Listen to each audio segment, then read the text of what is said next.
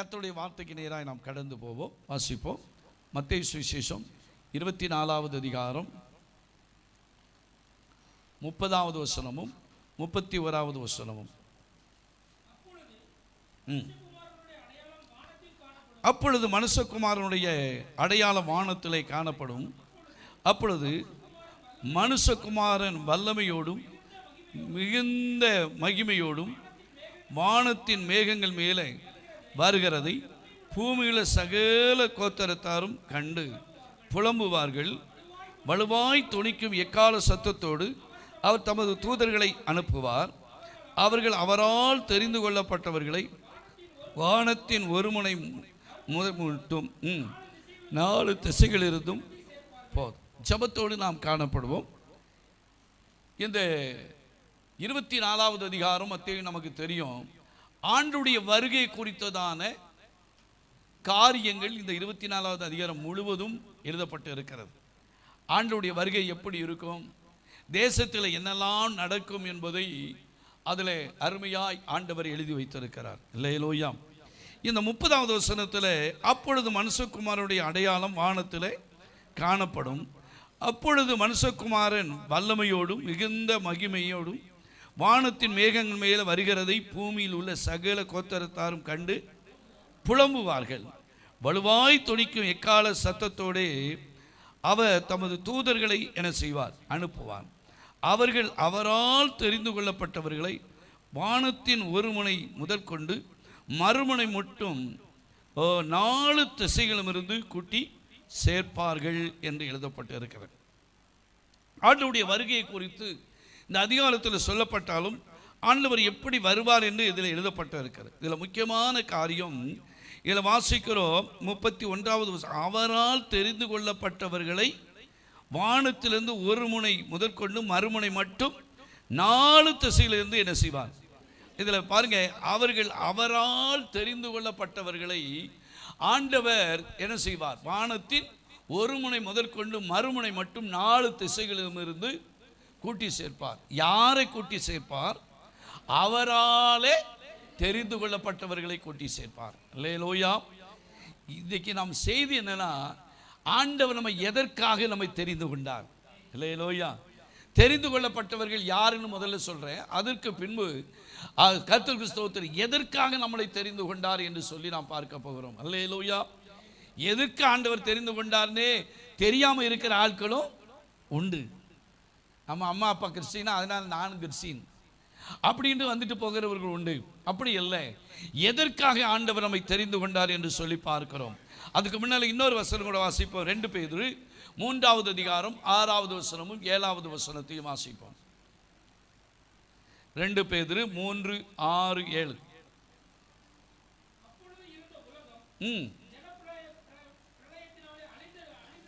அழிந்தது என்பதையும் இன்னைக்கு அன்றைக்கு நடந்தது போலதான் ஜலப்பிராயத்தினாலே அழிந்தது என்பதை மனதார இன்னைக்கு யாருக்கு தெரியுதா? ஒரு பெரிய அழிவு வருதுங்கிறது என்ன செய்யலை, ஜனங்களுக்கு தெரியாம இருக்கிறாங்க. இப்பொழுது இருக்கிற வானங்களும் பூமியும் இந்த வார்த்தையினாலே அக்கினிக்கு இரையாக, இந்த வசனத்தையும் இப்போ இந்த ஸ்தோத்திர மத்தியிலே நாம் வாசித்தோம். அந்த வசனத்தை ஒப்பிட்டு பாருங்க. வானத்தில் அடையாளம் நடக்கணும் போட்டிருக்கா இல்லையா? 2 ஒப்பிட்டு பாருங்க, ஒரே மாதிரி இருக்கும். இங்கே நாம் வாசிக்கும் போது மனுஷகுமாரனுடைய அடையாளம் வானத்தில் என்ன செய்யப்படும், காணப்படும். இங்கே வாசிக்கும் போது இப்பொழுது இருக்கிற வானங்களும் பூமியும் அந்த வார்த்தையினாலே அக்கினிக்கு இரையாக வைக்கப்பட்டு தேவ பக்தி இல்லாதவர்கள் நியாயம் தீர்க்கப்பட்டு அழிந்து போகும் நாள் வரைக்கும் காக்கப்பட்டு இருக்கிறது என்று சொல்லி பார்க்கிறோம். அல்லேலூயா. அப்போ வானங்களும் பூமிகளும் வார்த்தையினாலே அக்கினிக்கு என்ன செய்கிறது? அது எப்படி? வானத்திலிருந்து அக்கினி வருமா, பூமியிலும் அக்கினி வருமா? தோத்திரம். அருமையான பாஸ்டர் கடையனோட சிம்சன் ஐயா அடிக்கடி சொல்வார். அவர் இன்னைக்கு பரலோகத்துக்கு போயிட்டார். சோத்திரம். நண்பா, உன் தலைக்கு மேலே எவ்வளோ கரண்ட் போகுது, நெருப்பு இருக்கு. பூமிக்கு அடியில் இப்போ ஃபுல்லாக இப்போ எங்கே தான் கேபிள் எங்கே பதிக்காங்க?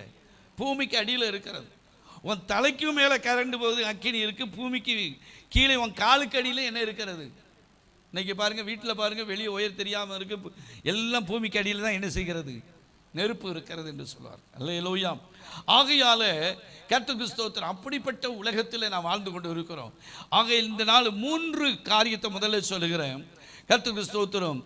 ஆண்டவர் எதற்காக, நீங்க வசனத்தை எழுதிக்கோங்க, சொல்ல நேரம் இல்லை, ஆனாலும் ஸ்தோத்திரம். நாம் முதலாவது நாம் முகவரியாய் நான் சொல்கிறேன். எதற்காக ஆண்டவர் முதலாவது எதற்காக தெரிந்து கொண்டார் என்று சொல்லி 3 காரியம். நம்மளை ஆண்டவர் எப்போ தெரிந்து கொண்டார் என்றால், உலக தோற்றத்துக்கு முன்னாலேயே நம்மளை என்ன செஞ்சிருக்காரு. நீங்கள் எபேசியர் 1:4 நீங்கள் வீட்டில் போய் சும்மா இருக்க நேரம் வாசிச்சு பாருங்க. நம்மளை உலக தோற்றத்துக்கு முன்னாலேயே ஆண்டவர் நம்மளை என்ன செஞ்சிருக்காராம், தெரிந்தெடுத்திருக்கிறாராம். அடுத்து எரேமியா 1வது அதிகாரம் 5வது வசனத்தில் வாசித்தோமானால், நம்முடைய தாயின் கருவில இருக்கும் போதே நம்மளை ஆண்டவர் என்ன செய்திருக்கிறார், நம்மளை தெரிந்து கொண்டு இருக்கிறார். அல்லேலூயா. ஏசாயா 48:10 நாம் வாசித்தோமானால், கர்த்தருக்கு ஸ்தோத்திரம், அதில் நம்மளை ஆண்டவர் எப்போ எதுக்காக தெரிந்து கொண்டார் என்று சொன்னால், கர்த்தருக்கு ஸ்தோத்திரம், உபத்திரத்தின் குகையிலே நம்மளை ஆண்டவர் என்ன செய்தார், தெரிந்து கொண்டார். அல்லேலூயா. அந்த வசனம் இருக்கா இல்லையா? ஸ்தோத்திரம். உபத்திரத்தின் குகையில் நம்மளை தெரிஞ்சாரா இல்லையா? எத்தனையோ உபத்திரத்தின் குகையிலிருந்து நம்மளை ஆண்டவர் என்ன செய்தார், உன்னை நான் தெரிந்து கொண்டேன் என்று சொல்லி. அப்போ ஆண்டவர் இப்படியெல்லாம் நம்மளை என்ன செய்தார், தெரிந்தெடுத்திருக்கிறார்.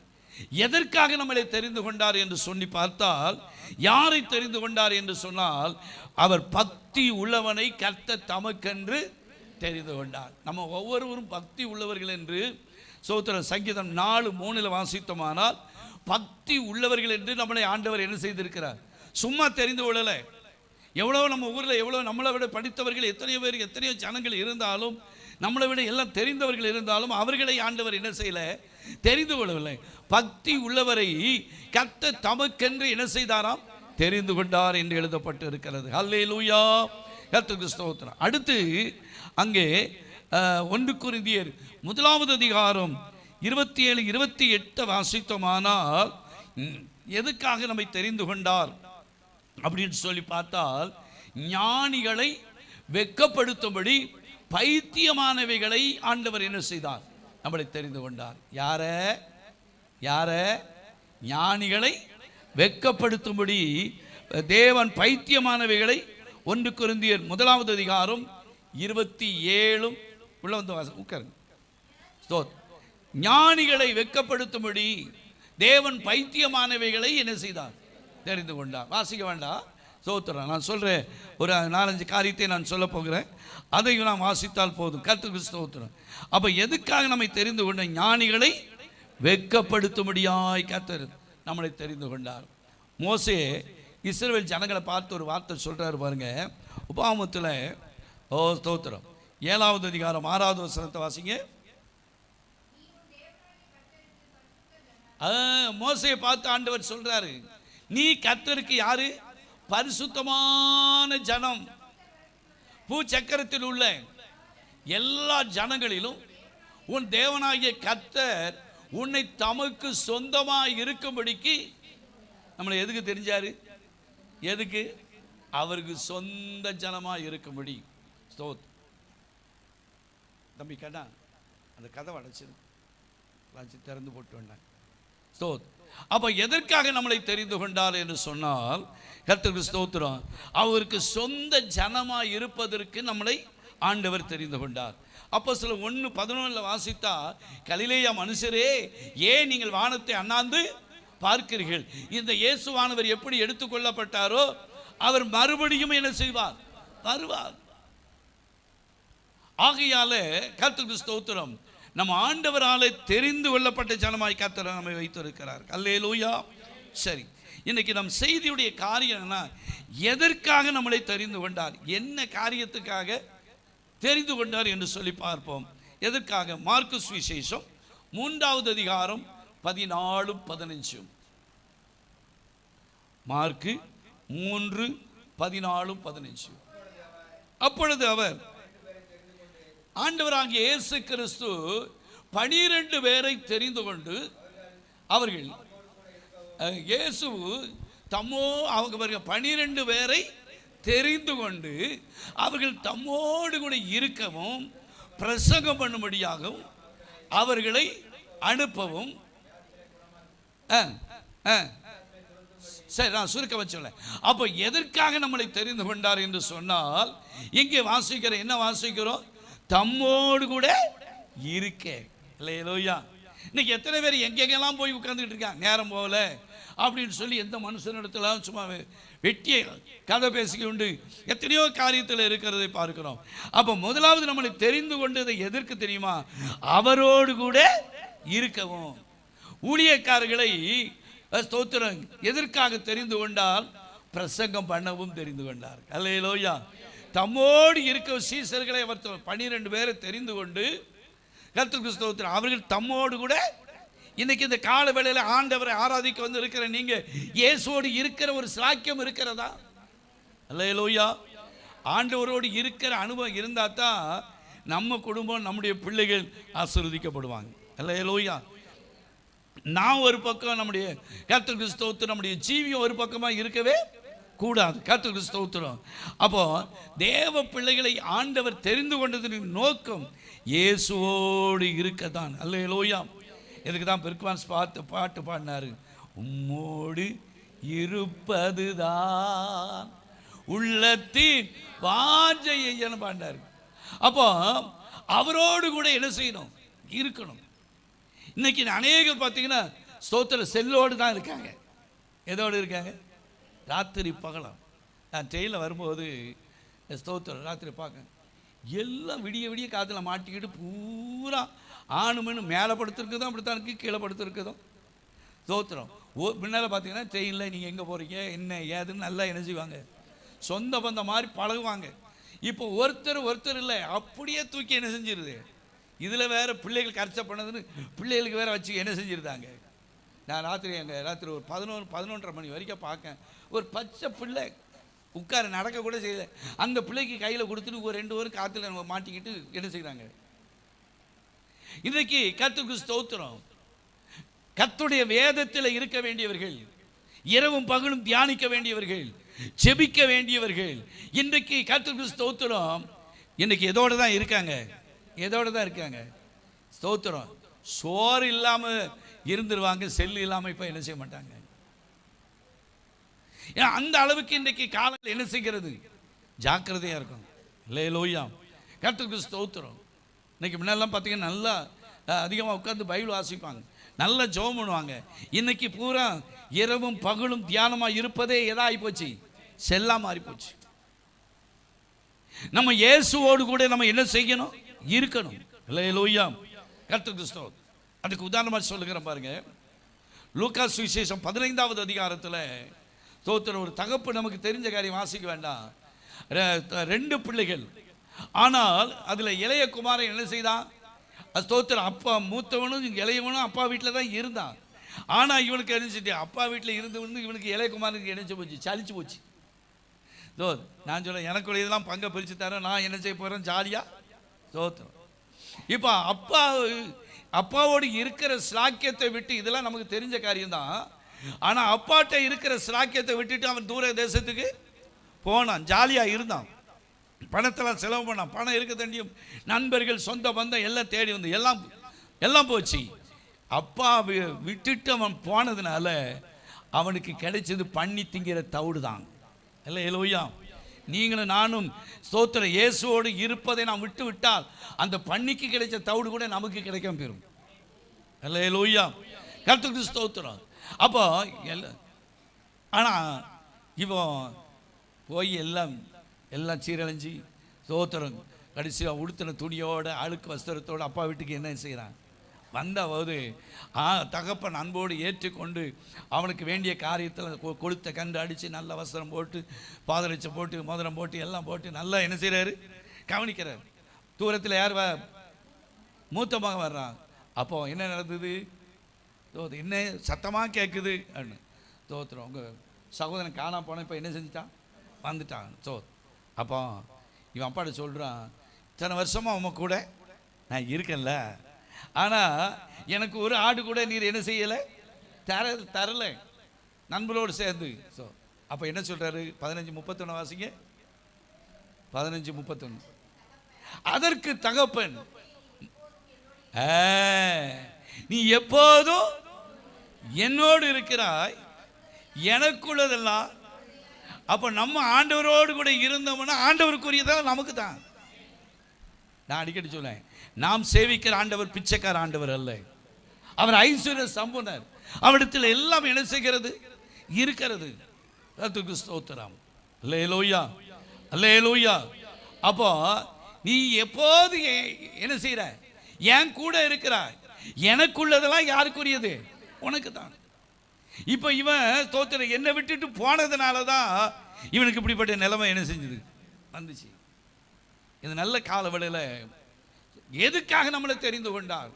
எத்தனை ஜனங்கள் இருக்கிறாங்க, ஆனால் அவர்களுக்கு மத்தியில் நம்மளை தெரிந்து கொண்டதுக்கு நோக்கம் எதற்காக தெரிந்தார்?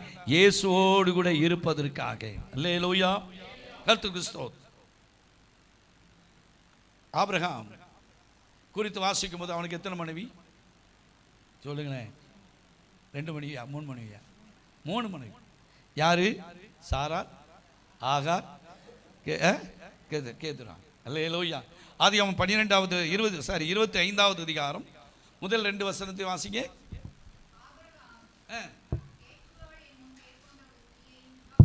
விவாகம் பண்ணியிருந்தா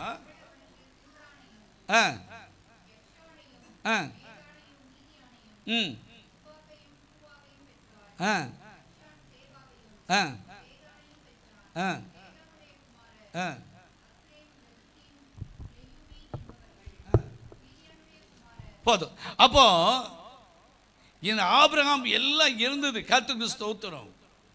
சீமானாய் கர்த்தர் அவனை என்ன செய்திருந்தார்? வைத்திருந்தார். அல்லேலூயா. சரி, அது நமக்கு இப்போ முக்கியம் அல்ல.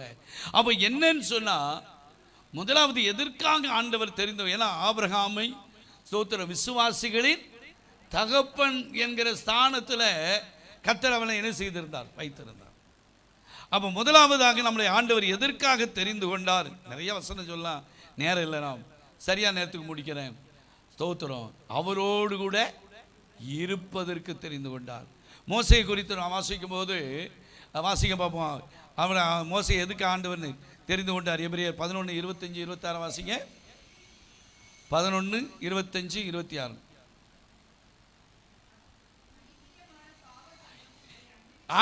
அனித்தியமான பாவ சந்தோஷத்தை அவன் அரண்மனையில் இருந்திருந்தா அவனுக்கு வேண்டிய சந்தோஷம் எல்லாம் அங்கே என்ன செஞ்சிருக்கும்? கிடைச்சிருக்கும். ஆனால் அதெல்லாம் விட்டு விட்டு அவன் வெளியே வந்தான். மோசே அவன் சொல்றான், அனித்தியமான பாவ சந்தோஷத்தை அனுபவிப்பதை பார்க்கலும் தேவனுடைய ஜனங்களோடு கூட துன்பத்தை அனுபவிப்பதையே நான் என்ன செய்யும். அப்போ நம்மளை எதுக்கு தெரிந்து கொண்டார் என்று சொன்னால், அனித்தியமான பாவ சந்தோஷத்தை அனுபவிக்க இல்லை, தேவ ஜனத்தோடு கூட தேவ பிள்ளைகளோடு கூட துன்பத்தை அனுபவிப்பதற்கு நம்மளை கர்த்தர் தெரிந்து கொண்டார். அல்லேலூயா. இன்னைக்கு செய்தி என்னது?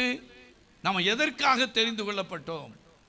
அப்போ முதலாவது இயேசுவோடு கூட இருப்பதற்கு நம்மளை ஆண்டவர் தெரிந்து கொண்டார். 2வது காரியம் எதற்காக நம்மளை தெரிந்து கொண்டால், 1 பேதுரு 2வது அதிகாரம் 1 பேதுரு 2வது அதிகாரம் 9வது வசனம். நீங்களோ உங்களை அந்தகாரத்தில் என்று ஆச்சரியமான ஒளியிடத்திற்கு வரவழைத்துடைய புண்ணியங்களை அறிவிக்கும்படி தெரிந்து கொள்ளப்பட்ட சந்ததியாயும் ராஜரிகமான ஆசாரிய கூட்டமாயும் பரிசுத்த ஜாதியாயும் அவருக்குள்ளே சொந்த ஜனமாயும் அவர் எதற்காக தெரிந்து கொண்டார்? அதில் என்ன போட்டிருக்கு? என்ன போட்டிருக்கு? தம்முடைய ஆச்சரியமான ஒளிப்படத்திற்கு வரவழைத்தவருடைய புண்ணியங்களை அறிவிக்கும்படிக்கு தெரிந்து கொள்ளப்பட்ட சந்ததி. 2வது நம்மளை ஆண்டவர் எதுக்காக தெரிந்து கொள்ள தெரியுமா? சுவிசேஷத்தை அறிவிப்பதற்கு. அவருடைய புண்ணியங்களை பாருங்க, அந்த காலத்தில் என்று தம்முடைய ஆச்சரியமான ஒளிப்படத்திற்கு நம்மளை இருளுக்களை கிடந்தோம், நம்மளை ஆச்சரியமான ஒளிப்படத்திற்கு நம்மளை என்ன செஞ்சிருக்காரு? வரவழைச்சிருக்காரு. அதை அந்த புண்ணியங்களை மற்றவர்களுக்கு என்ன செய்யணும்? அறிவிக்கணும். இன்னைக்கு ஆண்டவரை பற்றி சொல்லுறதுக்கு நிறைய பேருக்கு வெக்கம். சொந்தக்காரங்க எது நினைப்பாங்களோ, நம்மளை பார்த்துருவாங்களோ, எது நினைப்பாங்களோ, அதுக்கு ஸ்தோத்திரம். நம்ம எதற்கு பயப்பட வேண்டிய அவசியம் இல்லை. நம்ம எதை குறித்து வெட்கப்பட வேண்டிய அவசியமும் இல்லை. சிலர் அப்படியே மதிப்பை பார்ப்பாங்க. ஸ்தோத்திரம். இங்கே நாம் வாசிக்கும் போது புண்ணியங்களை அறிவிக்கும்படி தெரிந்து கொள்ளப்பட்ட சந்ததி. பார்க்குறவங்ககிட்ட ஸ்தோத்திரம், பேசுகிறவங்ககிட்ட யார்கிட்டனாலும் 2 வார்த்தை ஆண்டவரை பற்றி நம்ம என்ன செய்யணும்? சொல்லணும். அல்லேலூயா. கேட்டாலும் கேட்காவிட்டாலும் சொல்ல வேண்டியது நம்ம மேலே. ஸ்தோத்திரம். சர்ச்சுக்கு வந்து பாருங்க, ஸ்தோத்திரம் அப்படின்னு நம்ம சொல்லணும். ஸ்தோத்திரம். அவங்களுக்கு எந்த விதத்தில் ஆகிலும் ஆண்டவரை குறித்து நம்ம என்ன செய்ய, நமக்கு யாரோ ஒருவர் சொன்னதுனால தான் நம்ம என்ன செஞ்சிருக்கோம்? ரட்சிக்கப்பட்டிருக்கோம்.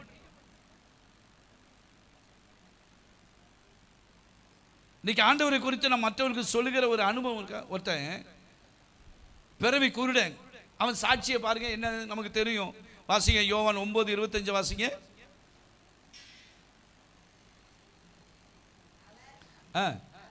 யோவான் 9:25.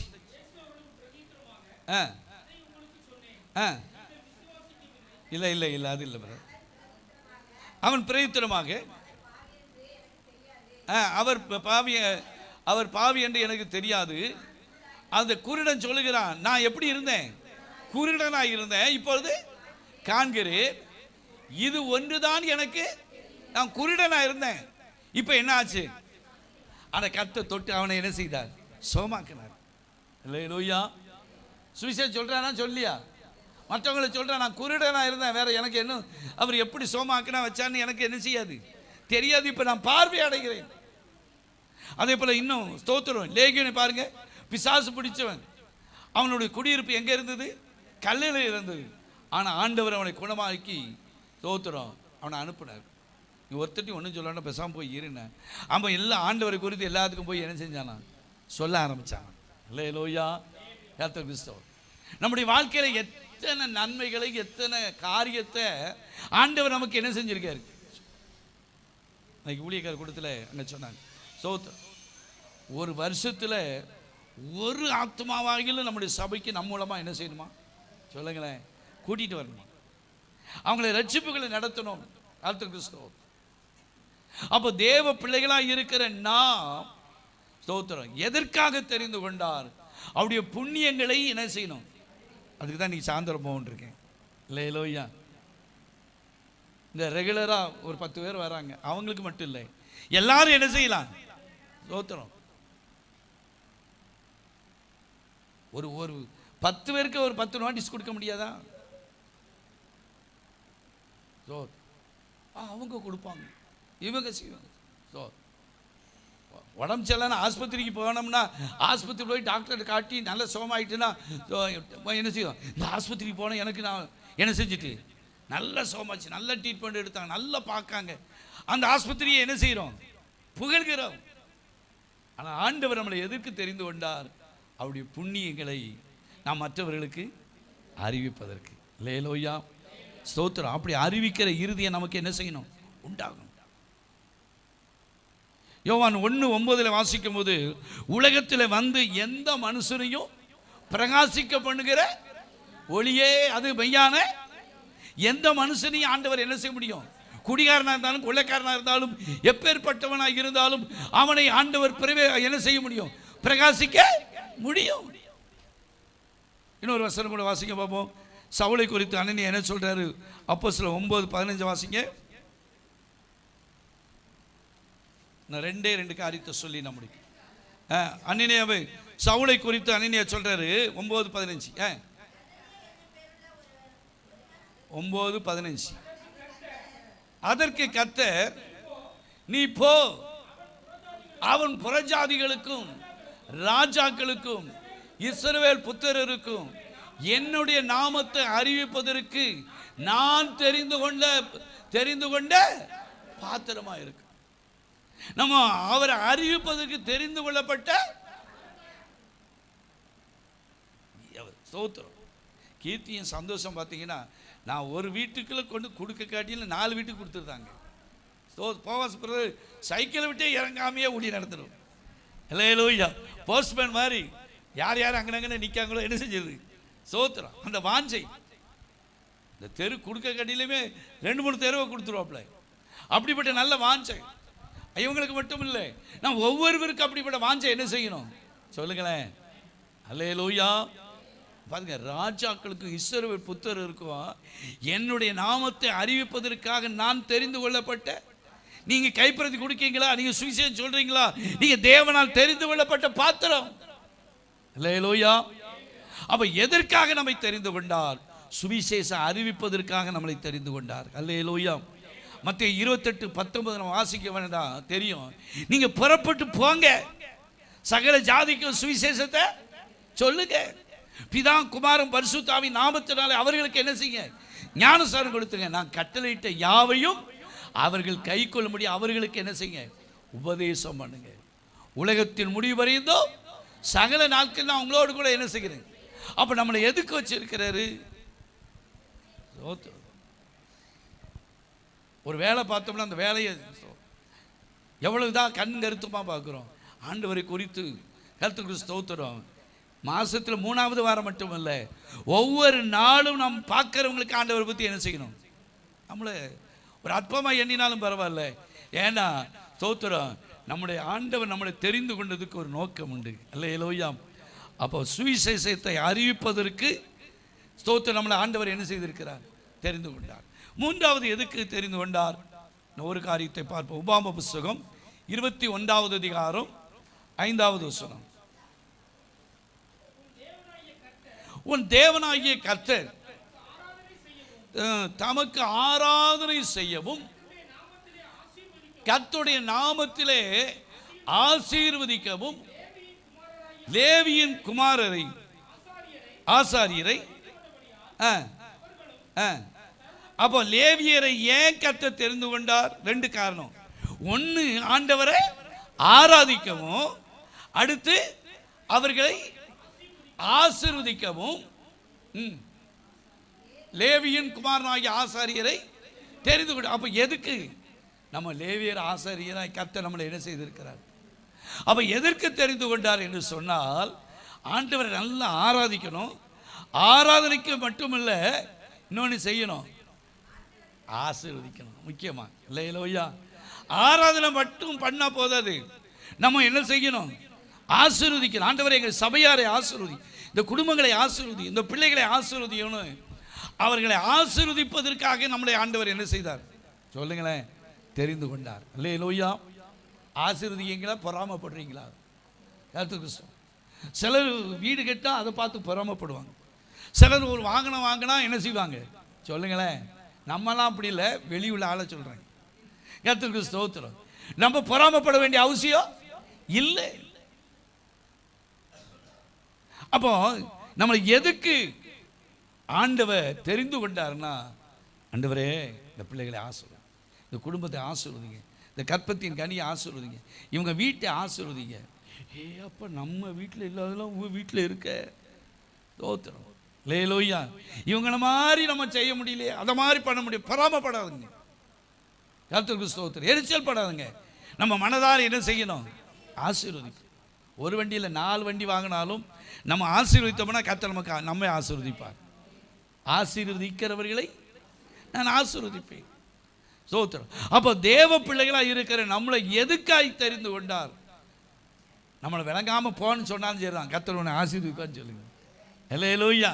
நமக்கு விரோதமாக பேசுனாலும் நம்ம அவர்களை என்ன செய்வோம், ஆசீர்வதிப்போம். அதை விட்டுட்டு இதான் 4 பேர் வேலை பார்த்துடக்கூடாது, எதையாடு பின்போட்ட விட்டுறக்கூடாது, ஏதாவது ஃபோன் பண்ணி ஏதாவது என்ன செஞ்சிடக்கூடாது சொல்லுங்களேன், சொல்லிடக்கூடாது. அடுத்தவங்களை பற்றி நமக்கு தேவையே இல்லை. நமக்கு வேலை என்ன வேலை தெரியுமா? ஆண்டவருடைய பிள்ளைகளுக்கு வேலை என்ன வேலை? ஸ்தோத்திரம், ஆசீர்வாதம். அல்லேலூயா. நம்ம ஆசீர்வதிச்சோம்னா கர்த்தர் நம்மளையும் நம்முடைய குடும்பத்தை கர்த்தர் என்ன செய்வார், ஆசீர்வதிப்பார். அல்லேலூயா. கர்த்தருக்கு ஸ்தோத்திரம்.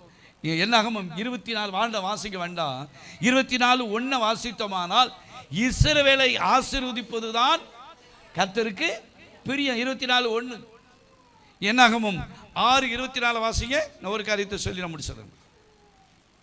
என்னாகமம் 6:24 இருந்து வாசிங்க. பாருங்க, ஒரு நம்ம எப்படி என்ன செய்யணும், நம்ம கூறுகிற ஆசீர்வாதம் என்ன நம்ம சொல்லணுமா? கர்த்தர் உன்னை ஆசீர்வதித்து உன்னை காக்க கடவர். அடுத்து கீழே, கர்த்தர் தம்முடைய முகத்தை உன்மேல பிரகாசிக்க, என் மேல இல்லை, தா மேல இல்லை, உன் மேல பிரகாசிக்க பண்ணி உன்மேல கிருபையாய் இருக்க கடவர். கர்த்தர் தம்முடைய முகத்தை உண்மையிலே பிரசனமாக்கி உனக்கு சமாதானத்தை கட்டளையிடுவாராக என்பதே போதும். அப்போ இப்படி சொல்லி அவர்களை என்ன செய்யணும்? பாருங்க, அதை வாசிங்க.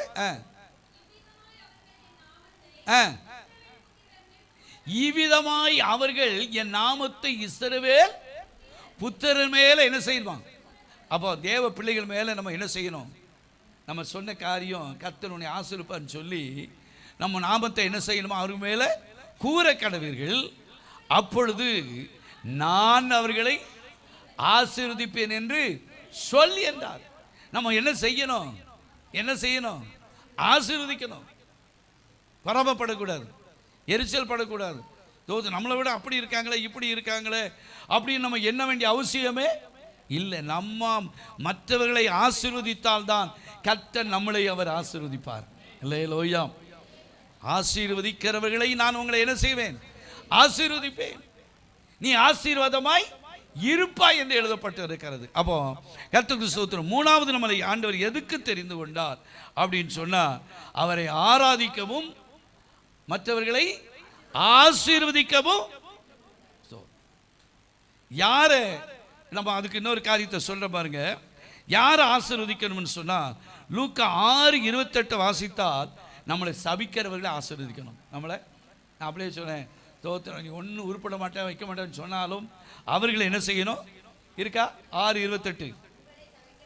உங்களை சபிக்கிறவர்களை நம்ம என்ன செய்வோம்? ஆசீர்வதிக்கிறவர்களை தான் நம்ம என்ன செய்வோம்? ஆசீர்வம். யார் ஆசீர்வதிக்கணும் போட்டிருக்கு? உங்களை சபிக்கிறவர்களை ஆசீர்வதிங்கள், உங்களை நிந்திக்கிறவர்களுக்காக ஜெபம் பண்ணுங்க. அப்ப சபிக்கிறவர்களை ஆசீர்வதிக்கணும். அடுத்து ரோமர் 12:14 வாசித்தோமானால், கர்த்தருக்கு ஸ்தோத்திரம், உங்களை துன்பப்படுத்துகிறவர்களுக்கு என்ன செய்யணும்? ரோமர் 12:14 வாசிங்க. என்ன செய்யணும்? உங்களை துன்பப்படுத்தினவர்களை என்ன செய்யுங்க? சாபம் போடாதுங்க. அவன் போகும்போது எதாட்டும் ஆகிடணும், எதுவா நடத்தணும் அப்படின்னு என்னவே ஒரு துன்பப்படுத்தினவர்களை என்ன செய்யுங்க? நம்மளை சிருஷ்டித்ததே நம்மளை ஆண்டவர் ஆசீர்வதிக்கிறதுக்கு தான். லூக்கா ஆதியாகமம் 19 முதலாவது வசனத்தை வாசிங்க.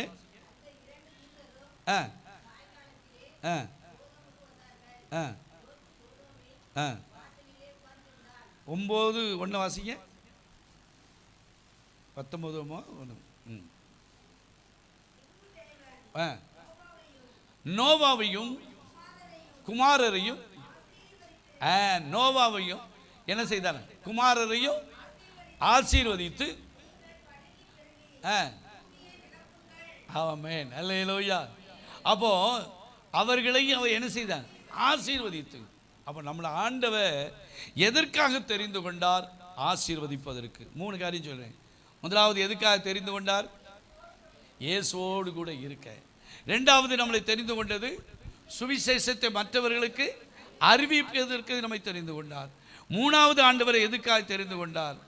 நம்ம ஆராதனை செய்யவும் மற்றவர்களை ஆசீர்வதிக்கவும் தெரிந்து கொண்டார். அல்லேலூயா.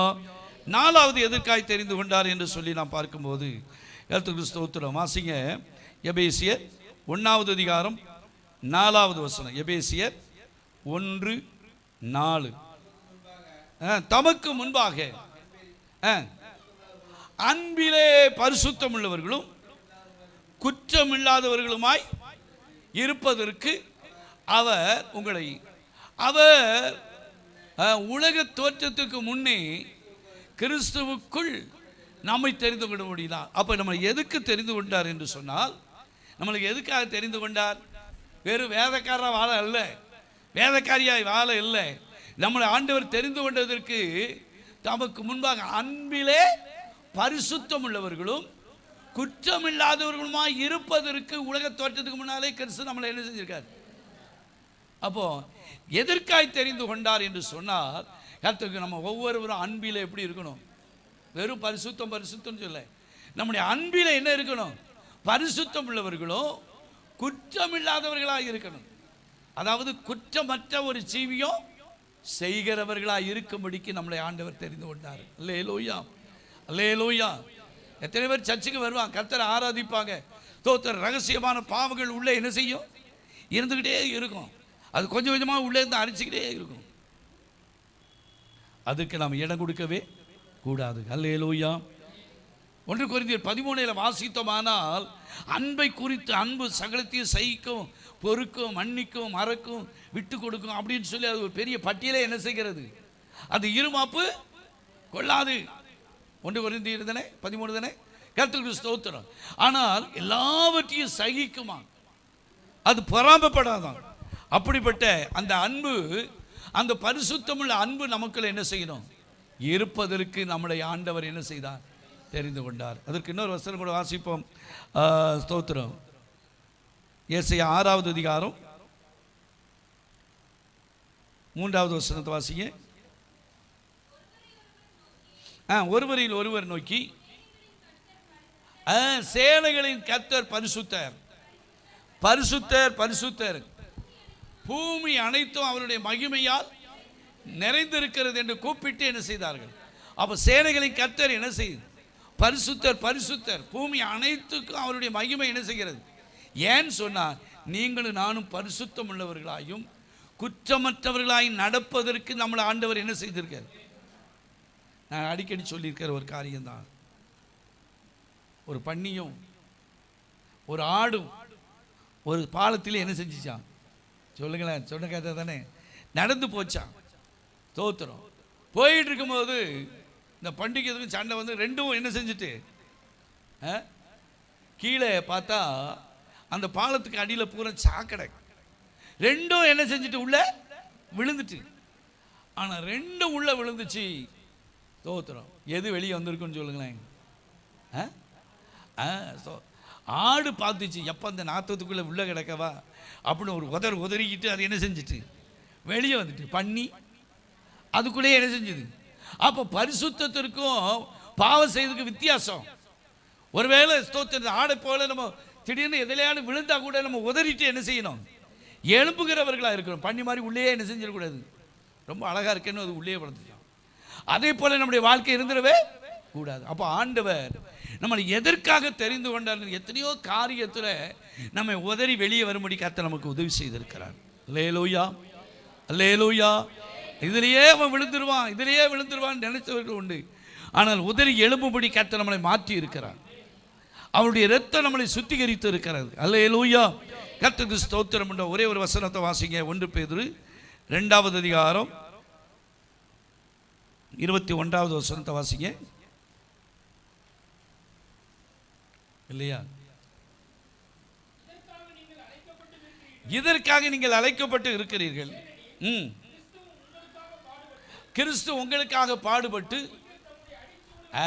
கிறிஸ்து எதுக்காக பாடுபட்டாரு? தம்முடைய அடிச்சுவடுகளை தொடர்ந்து வரும்படி உங்களுக்கு மாதிரியே என்ன செய்தது? ஸ்தோத்திரம். அவர் பரிசுத்தமுள்ளவராக இருந்து அந்த அடிச்சுவடை நாம் ஒவ்வொருவரும் என்ன செய்யணும்? பின்பற்றி வரணும்னு சொல்லி அதுக்காக நம்மளை ஆண்டவர் தெரிந்தெடுத்திருக்கிறார். அல்லேலூயா. ஆகையால கர்த்தருடைய பிள்ளைகளாக இருக்கிற நம்ம ஆண்டவர் எதற்காய் தெரிந்து கொண்டார் என்று சொல்லி நாம் பார்த்தால், கர்த்தருக்கு ஸ்தோத்திரம், நம்ம எப்படி இருக்கணும்? பரிசுத்தம் உள்ளவர்களும் குற்ற மற்றவர்களுமாய் இருப்பதற்கு தெய்வம் நம்மளை தெரிந்தெடுத்திருக்கிறார். இன்னைக்கு அப்படிப்பட்ட ஜீவியத்தை செய்ய கர்த்தர் நமக்கு உதவி செய்வாராக. கண்களை மூடி நாம் ஜெபம் பண்ணுவோமா? தெரிந்து கொண்டார், தெரிந்து கொண்டார், மகனாக மகளாக தெரிந்து கொண்டார், தெரிந்து கொண்டார், தெரிந்து கொண்டார், மகனாக மகளாக. நான் இயேசுவின் பிள்ளை, பயமே இல்லை, என்னாலும் சந்தோஷம். நல்ல கைத்தடி போடும். நான் இயேசுவின் பிள்ளை, பயமே இல்லை. மறுபடி பாடும். சந்தோஷமே. தெரிந்து கொண்டார், தெரிந்து கொண்டார், மகனாக மகளாக தெரிந்து கொண்டார், தெரிந்து கொண்டார், தெரிந்து கொண்டார், மகனாக மகளாக தெரிந்து கொண்டார். நான் இயேசுவின் பிள்ளை, பயமே இல்லை, என்னாலும்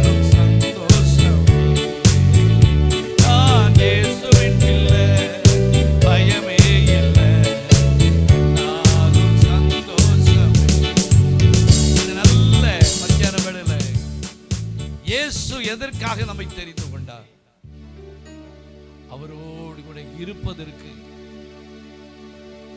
அவரோடு இருக்கவும், அவருடைய வார்த்தையை பேசவும், பிரசங்கம் பண்ணும்படியாக நம்மளை தெரிந்து கொண்டார் என்று சொல்லிப்பார். 12 சீசர்களை அழைத்து தம்மோடு இருக்கும்படியா. நம்ம அவரோடு இருக்கிறோமா? நம்முடைய குடும்பம் இருக்கிறதா? நம்முடைய பிள்ளைகள் அவரோடு கூட இருக்கிறாங்களா? வேற எங்க இருக்கிறாங்கன்னு கொஞ்சம் தேடி பார்க்கணும், அலசி பார்க்கணும். அவனுடைய ஜீவியம் எப்படி இருக்கிறது? இயேசுவோடு இருக்கிற வாழ்க்கை தான் உண்மையான வாழ்க்கை. இயேசுவோடு இருக்கும்படி ஆண்டவர் நம்மை தெரிந்தெடுத்திருக்கிறார். சுவிசேஷத்தை அறிவிக்கிறோமா? ஜவுளி கடையை பத்தி சொல்றோம், டாக்டர் குறித்து சொல்றோம், உலகத்தில் காணப்படும் அந்த கடை இந்த கடையில ஜாமான் வாங்குற அங்கெல்லாம் பொருள் நல்லா இருக்குன்னு சொல்லி விளம்பரப்படுத்துறோம். ஆனா இயேசுவை சுவிசேஷம் சொல்வதற்கு உங்களை என்னை ஆண்டவர் தெரிந்து கொண்டார் என்பதை மறந்து போகக்கூடாது. 3வது காரியம், மற்றவர்களை சபிக்க அல்ல, மற்றவர்களை துன்பப்படுத்த அல்ல. ஓஸ்தோத்தில் நம்முடைய மற்றவர்களை ஆசீர்வதிக்கிறதுக்கு, சபிக்கிறவர்களை ஆசீர்வதிப்பதற்கு, நம்மை துன்பப்படுத்துகிறவரை ஆசீர்வதிப்பதற்கு தெய்வம் நம்மளை தெரிந்தெடுத்திருக்கிறார். மற்றவங்களை ஆசீர்வதிக்கிறீங்களா? முறுமுறுக்கீங்களா? பொறாமப்படுவீங்களா? ஓ ஸ்தோத்திரம். நம்ம கஷ்டப்படுதோம், அவங்களாம் நல்லா இருக்காங்க, அப்படிப்பட்ட எண்ணத்தெல்லாம் மாத்துங்க. ஸ்தோத்திரம். நம்மளை காட்டிலும் அவங்க நல்லா இருக்குன்னு நினைங்க. ஆண்டவர் உங்களை ஆசீர்வதிப்பார். ஓ ஸ்தோத்திரம். நம்மளை விட இவருடைய சபைக்கு வருகிற எல்லா பிள்ளைகளும் ஆசீர்வதிக்கப்பட்டு இருக்கணும்னு எண்ணம் நாம் ஒவ்வொருவருக்குள்ளே நம்ம வரும்போதுதான் கர்த்தர் நம்மை ஆசீர்வதிப்பார். அல்லேலூயா. ஓ ஸ்தோத்திரம். மற்றவங்களை ஆசீர்வதிக்க, ஓ ஸ்தோத்திரம், லேவியரை கர்த்தர் தெரிந்து கொண்ட இரு நோக்கம் அவரை ஆராதிக்கவும் மற்றவர்களை ஆசீர்வதிக்கவும் தான் தெரிந்து கொண்டார் என்று சொல்லிப்பார். 4வது காரியம், பரிசுத்தம் உள்ளவர்களும் ஓ குற்றமற்றவர்களுமாய் வாழ்வதற்கு நம்மளை ஆண்டவர் தெரிந்து கொண்டிருக்கிறார். யோவான் 15:14 வாசிக்கும் போது, நீங்கள் என்னை தெரிந்து கொள்ளவில்லை, நான் உங்களை தெரிந்து கொண்டேன் என்று சொன்ன ஆண்டவர் நம்மளை தெரிந்து கொண்ட ஒரு நோக்கம் உண்டு. சுருக்கமாய் ஓ ஸ்தோத்திரம். நம்ம ஜெபம் பண்ணுவோமா? ஒருவர் சத்தத்தை உயர்த்தி, ஓ ஆண்டவரே, நீர் எங்களை ஆண்டவரே தெரிந்து கொண்டதுக்கு நோக்கம் உண்டு. ஆண்டவரே உண்மையாய் நாங்கள் ஆண்டவரே, ஓ ஸ்தோத்திரம், ஆண்டவர் தெரிந்து கொள்ளப்பட்டவர்களை தான் ஒரு முனை ஸ்தோத்திரம், அவராலே தெரிந்து கொள்ளப்பட்டவர்களை வானத்தின் ஒரு முனை முதற்கொண்டு மறுமுனை மட்டும் 4 திசையிலும் இருந்து அவர் கூட்டி சேர்ப்பார். ஆண்டவருடைய வருகையில ஓ ஸ்தோத்திரம், அவரால் தெரிந்து கொள்ளப்பட்ட பிள்ளைகளை 4 திசைகளிலிருந்து அவரால் தெரிந்து கொள்ளப்பட்டவர்களை மாற்றம்தான் ஆண்டவர் கூட்டி சேர்க்க போகிறார். அல்லேலூயா, அல்லேலூயா. ஓ ஸ்தோத்திரம். அன்றைக்கு ஓ கலிலேய மனுஷரே, ஓ நீங்கள் ஏன் வானத்தை அண்ணாந்து பார்க்கிறீர்கள்? இந்த இயேசுவானவர் எப்படி எடுத்துக்கொள்ளப்பட்டாரோ அவர் மறுபடியும் வருவார் என்று சொன்னது போல ஆண்டவர் மறுபடியும் அவர் வரப்போகிறார். ஓ ஸ்தோத்திரம். வானத்தின் சத்துவங்கள் எல்லாம் அசைக்கப்பட்டு கொண்டு இருக்கிற காலத்துல, இந்த உலகம் அக்கினிக்கு இரையாக வைக்கப்பட்டு இருக்கிற காலத்துல வந்திருக்கு. ஓ நாட்கள் பொல்லாதவை, காலத்தை நாம் பிரயோஜனப்படுத்திக் கொள்ள கர்த்தர் உதவி செய்ய. பரலோக பிதாவே, இதை நல்ல ஆண்டவரே, அந்த மத்தியான வேலைக்காய் ஆண்டவரே கடம்பூர் ஆராதனையை ஆசீர்வித்து பிரயாணத்தில் கூட இருந்து ஏற்ற வேளையில் கர்த்தர் கொண்டு வந்தீர். அதுக்காய் ஸ்தோத். இந்த ஆராதனை நடத்தி ஆண்டவரே நடக்க கர்த்தர் உதவி செய்ததுக்காய் ஸ்தோத். நடுவூர்ச்சியில் நடக்கிற ஆராதனையும் கர்த்தர் தொடர்ந்து ஆசீர்வதிப்பீராக. இந்த இடத்துல வந்த ஒவ்வொரு பிள்ளைகளையும் தனித்தனியாய் பேர் பேராய் குடும்பமாய் எல்லாரையும் நீர் ஆசீர்வதிக்க முடியாது எங்களை ஜெபிக்கிறோம். ஆண்டவரே மகு ஸ்தோத்திரிக்கிறோம் ஐயா. ஆண்டவரே குழந்தை பிரதேச ஆராதனை ஆசீர்வதித்த கர்த்தர் பெற்றோரையும் ஆண்டவரே பெற்றோருடைய பெற்றோரையும் ஆண்டவரே கர்த்தாவை குழந்தையை நீர் ஆசீர்வதிப்பீராக என்று ஜெபிக்கிறோம். அந்த எல்லா மக்களையும் நீர் ஆசீர்வதிப்பீராக. எல்லா வியாதி விக்கனங்களுக்கு விலக்கி ஒவ்வொருவரையும் கர்த்தர் பாதுகாத்துக் கொள்வீராக. ஆண்டவரே மகு ஸ்தோத்திர பிரயாணங்கள் எல்லாவற்றிலும் உடைய கரம் இருக்கட்டும். பலவீனமாக இருக்கிற பிள்ளைகளை கர்த்தர் பலப்படுத்தும். இடநாட்கள் ஜபங்கள் எல்லாத்தையும் நீர் ஆசீர்வதி. ஒவ்வொருக்களை வாஞ்சியும் தாகத்தையும் தார். முற்றிலும் தாழ்த்துகிறோம் இயேசுவின் நல்ல நாமத்தினால கேட்கிற நல்ல பிதாவே. சேர்ந்து சொல்லுவோம், என் ஆத்துமாவே முழுவதுமே பரிசுத்த நாமத்தில் என் ஆத்துமாவே கர்த்தரை சோத். கர்த்தர் செய்த சகல வரங்களை மறவாதே. ஆமென். ஆண்டவராகிய இயேசு கிறிஸ்துவின் கிருபையும் பிதாவுடைய அன்பும் பரிசுத்தனுடைய ஐக்கியமும் சமாதானம் சந்தோஷம் நம் அனைவரோடு கூட இருப்பதாக. அல்லேலூயா, அல்லேலூயா, அல்லேலூயா.